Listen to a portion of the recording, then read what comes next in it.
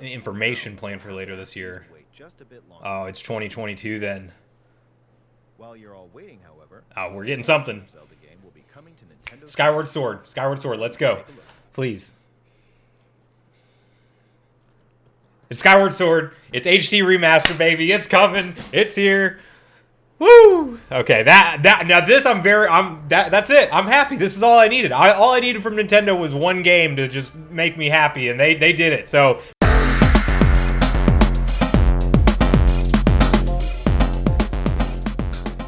Alright everyone, so as you can tell, I'm extremely pumped that we are going to see Skyward Sword HD coming to the Nintendo Switch on July 16th. This was the biggest announcement, in my opinion, from today's Nintendo Direct that was 50 minutes long, and if you ask me, the entire Direct from start to finish was not that great, but Skyward Sword HD being announced is actually huge news, and it is what I'm most excited to share with my opinions on what we can expect from this game, the new control styles, and then even what I think Nintendo is now going to do with the rest of the 35th anniversary collection due to us just not getting one Zelda game and not the whole lineup like we thought we might see in this Nintendo Direct. Now, before I do hop through all the details today, I just want to quickly invite you all to join Sunbro Nation if you haven't done so already. Do so by subscribing below, hit the like button on this video if you enjoy the content today, and make sure you turn on your bell notification icon so you're kept up to date with all the newest gaming and console news as we're in the new generation of gaming. But with that, guys, let's dive into the details. So today was obviously a huge day for Nintendo fans around the globe, as it had been over a full year and a half since we saw a full-scale mainline Nintendo Direct presentation, and today Nintendo did not fail to deliver some hype, and we definitely saw the fans watching. We had almost, I think, 1.4 million people watching just Nintendo's feed of this Direct at one point that I noticed while I was watching it, so that is just like huge numbers, and that's not even factoring in Twitch streamers and all the other people who are streaming live that have their own audiences watching it through them. So obviously a ton of eyes on Nintendo for today, and I do think like the overall vibe in the chat and what a lot of people were saying is that it was an underwhelming event through and through, just simply for the lack of a bunch of major announcements. But considering, guys, that we haven't heard Nintendo come out and give us their lineup of what they're doing throughout this first half of 2021 or even the back half of 2021, I think this was a great event through and through, mainly saved by the Skyward Sword announcement, which we will dive into more details here in just a moment. But I think that that's what definitely saved it for me, because I wanted that one big headline game that I could get pumped about, and that's definitely what they delivered on with Skyward Sword. Now, the few other notable mentions that we obviously had, there was the Smash character DLC reveal. That's what actually opened up the show. It was Pyra and Mithra from the Xenoblade universe that actually were the character that was revealed, and it's actually one character, but it looks like you can go ahead and switch between her different forms, kind of like a Zelda and Sheik back in the day before they separated them. So that's kind of what that appeared to be. Now, that's not my number one character. I was hoping more for either Crash or a Zelda character, or anything from Pokemon even, is kind of what would have set me off as far as a new Smash character is what I would have liked to see. However, there's a ton of Xenoblade fans. It's another sword fighter. It is what it is, but that was their initial reveal. Now, they had a bunch of other reveals throughout the event. I won't mention all of them just because there's simply too many to keep up with. You can definitely go watch the 50-minute Direct if you'd like. Nintendo has it uploaded on their website, but the notable takeaways for me that I was excited to see, at least, was Mario Golf Super Rush, and that was one that I was not expecting. There was a lot of rumors that Mario Strikers might be making a comeback or something like that, but we are getting a new Mario Golf game after many years since the last iteration of that game. And then so it does look like the one thing that I thought that was cool about that was actually the mini game mode, where you could get like star power-ups, and they didn't fully explain how they were all going to work, but it looks like it's not just going to be Mario playing golf. They're going to obviously make it interesting and kind of almost look like a Mario Party-esque type of vibe to it. So that one was interesting. We got Fall Guys for sure coming to the Switch in the summer, which I think makes a lot of sense. Fall Guys and the Switch audience just is going to go hand in hand, and it is a fun multiplayer online game to play. Hopefully on Nintendo's servers it will run lag free, because I know sometimes on the Nintendo Switch online service we don't always see the best online performance with all those players. We'll see what that looks like. Then No More Heroes 3 did get officially announced for a summer release, so we now have the date to expect for No More Heroes 3, which was a big deal. Animal Crossing is getting a free Mario update coming out in February, which was another big announcement, and it was kind of expected and rumored because, you know, Mario is still in its 35th anniversary, and we expected to have some kind of new content for Animal Crossing, and sure enough, that's what it was, and it does look interesting. Then we had Star Wars Hunters. That was another one that stuck out to me that I would love to know more about, and I do think that they didn't show like hardly any anything of the game other than just it was a 2021 title. But I will be curious to see, now that Star Wars is away from EA as far as the exclusivity deal, you know, what kind of games are we going to start getting in the Star Wars universe going forward. So I'm excited to see something coming to the Switch. We don't know what style it is yet, but we will probably hopefully see more on that in the future. And then Hyrule Warriors 2 got 2 DLC packs, one of which will be released in June and one of which will be released in November. And it looks like there's new missions, new characters, and new weapons and things like that. So those were kind of the titles that got me a little bit excited here and there throughout the Direct.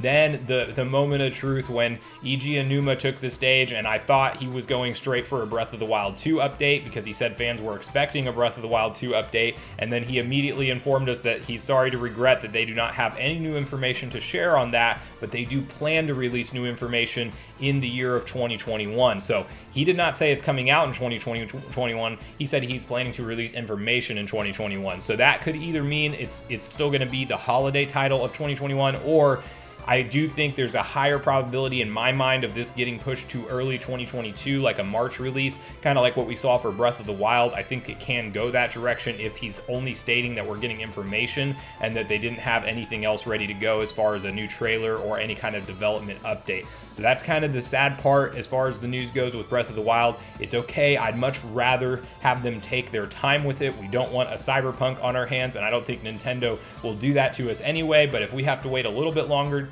for that, that's perfectly fine.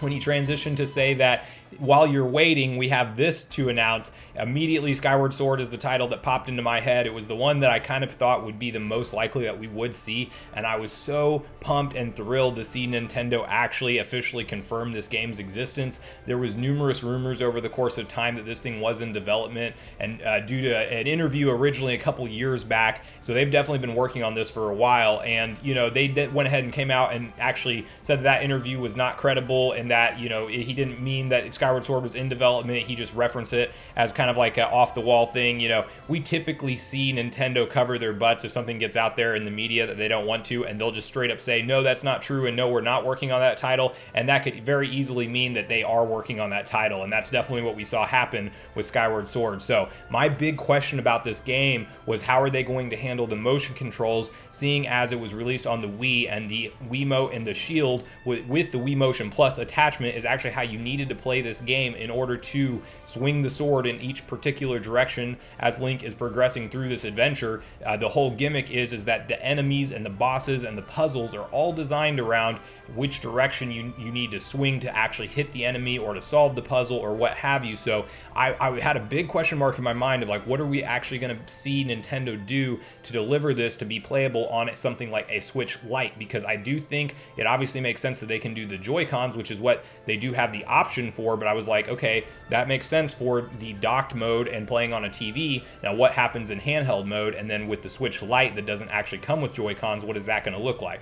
Well, it looks like Nintendo has gone ahead and solved that problem, and they have assigned the motion control of the sword to the right analog stick. So basically whatever direction you need to swing your sword as Link, you're just going to tap in that direction on the analog, which I'm a very big fan of. I think that knowing Nintendo and how they can refine gameplay controls, I think it's going to work out very nicely, and I'm super pumped that they're giving us the option to play this however we want, because I am going to pick up the Joy-Cons at times and do the sword and shield combat and have the real life motion tracking, but there's times where I'm playing Zelda games that I don't always want to do that. I want to, you know, relax a little bit more and sit down in my chair and actually have a controller rather than just being like lean forward ready with a sword and shield. You know, I don't want, for a 60-hour plus game, I'm not always going to want to play like that. So the fact that we can switch back and forth was a huge win to me. And then the other thing that stuck out to me about the trailer is that the game looks incredible. They didn't have to do much, and I'd made a predictions video months back on this, actually stating that all they really needed to do was refine the textures and up the resolution, and Skyward Sword would be ready to go. And that looks like that's what we're getting, because if you look through the gameplay footage, it looks night and day difference from the Wii as far as how great it looks in the resolution, but the textures were already great. The game already looked great. It was just very limited by its 480p resolution on the Nintendo Wii, which was as high as it could go. It wasn't even an HD back then. So the fact that they just gave this an HD overhaul and they gave us a new control scheme, that's enough for me to justify a $60 purchase day one. I'll happily pick it up. And then we even got some new specific Joy-Cons that are going to be released for The Legend of Zelda Skyward Sword HD. These are going to go fast. There's a funny moment of me, which you will see at the end of this video if you stick around, that actually shows me reacting to, trying to pre-order those live right then and there, because I know these things are going to sell out immediately, and depending on how long Nintendo produces them, they may or may not be around for the long term. But that was the big takeaway for me. We did see Splatoon 3 also, which I know is going to make a bunch of fans happy, but Zelda all day for me. I'm not as much of a Splatoon person myself, but I'm glad for the fans that are pumped about that. That's actually what closed out the show. So I do think that it was, a successful event overall. If they didn't have that Zelda announcement in there, I wouldn't be near as enthusiastic. To be transparent, I would have been rather let down actually as far as the event as a whole. But knowing that we have a July 16th to look forward to for Legend of Zelda Skyward Sword HD, which is the origin story, can't stress this enough, it's the origin story of the Legend of Zelda series. It sets up how everything happens for all the future games. It just needed to happen, and I'm so glad Nintendo delivered on this title and just didn't leave it to die on the Wii. So that's going to be a great win for me at the end of the day. I will be continuing to cover Skyward Sword going forward on the channel, so if that is a game that interests you, make sure that you stick around and you're subscribed for new videos, because I will actually be covering some deep dives as we get future trailers. I'll even break down this initial trailer that we saw to try to see if we can see gameplay changes from the previous one. So I'm going to do a ton of coverage on this. I'm super pumped that we're getting a Zelda title to the Switch. It's a huge win. The only other thing I want to discuss as far as thoughts off of today is the fact that this was a Zelda reveal at a Nintendo Direct, but it was not the Zelda 35th anniversary type of Direct that we were rumored to see. So the question now becomes, going forward, is are we going to see a Zelda Direct dedicated, or are they just going to maybe sprinkle out a couple Zelda games throughout the 35th anniversary and kind of just consider that the celebration without doing a dedicated event like they did for Mario? Well, the reality is we don't know the answer to that question, but I do think that at some point later in the year, whether that be April or May timeline, I can totally see Nintendo doing something in the way of a Zelda 35th Direct, releasing some specific merch, maybe a special edition console, and maybe that's when we get the Breath of the Wild 2 trailer, because obviously they did commit to giving us information on Breath of the Wild 2 in 2021. So I do think it's very likely that we still see them do some Zelda 35th collection or Zelda 35th anniversary Direct rather down the line, but it is something we're just going to have to wait and see. But I'm super pumped that they at least showed a Skyward Sword now, because they're probably going to have a lot of other Zelda titles to cover in that 35th collection that would have been overshadowed by Skyward Sword if they didn't release this ahead of time. So I think it's an awesome win through and through that we're getting this coming to the Switch, and I hope that you guys are just as excited as me to see Skyward Sword HD coming in July 16th.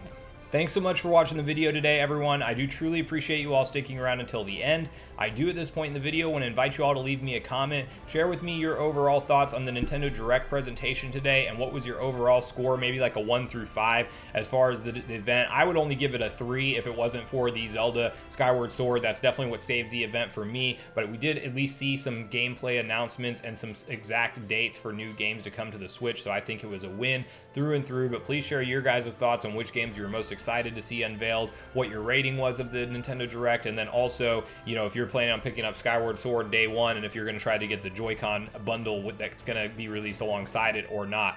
And then guys, before I do end the video, I just want to quickly invite you all one more time to join Sunbro Nation if you haven't done so already. Do so by subscribing below, hit the like button on your way out on this video if you enjoyed the content today, and make sure you turn on your bell notification icon so you're kept up to date with all the newest gaming and console news as we're in the new generation of gaming. That's going to do it for me, guys. Stick around until the end if you want to watch my exact live actual reaction to when the Skyward Sword trailer got unveiled, because I will include that right after that. But that's going to do it for me. I hope you all have a great day. Sunbro Nation, out. All right, I'm excited. He set the tone. This is a big announcement. Oh, this is Zelda. Okay, hang on. I'm Eiji Aonuma. Eiji Aonuma. All right. I'm officially excited, guys. Let's see what we got. There might be news about the sequel to The Legend of Zelda: Breath of the Wild. Don't tell us no. Unfortunately, we don't have anything to share right now. We apologize. Okay. Development is proceeding smoothly, and we should be able to bring you some new information this year.